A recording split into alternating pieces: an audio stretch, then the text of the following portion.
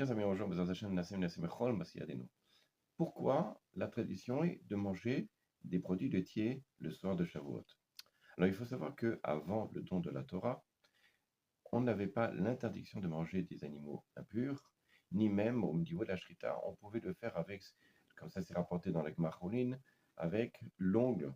Quand on laissait pousser l'ongle, ils ont coupé comme ça. Alors, pour des vaches, ça c'est autrement, mais quoi qu'il en soit, pour les volailles et pour d'autres choses, on faisait pas forcément avec le couteau.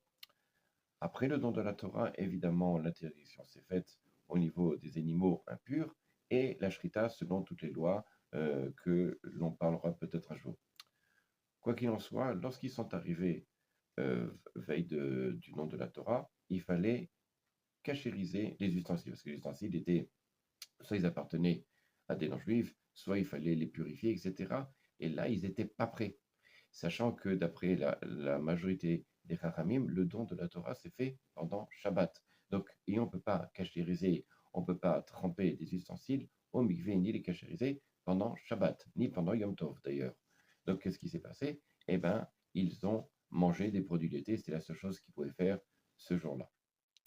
L'autre idée, c'est celle qui vient de l'Admor d'Arsopoli, un des Gdolim, des grands sages du début du siècle dernier, dans lequel il dit la montagne, l'Ar Sinaï, où on a reçu la Torah, elle a 8 noms.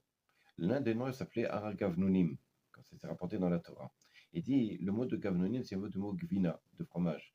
C'est la raison pour laquelle, en souvenir à la montagne où on a reçu la Torah, qui s'appelait la montagne de fromage, entre guillemets, alors on mange des produits laitiers. À bientôt.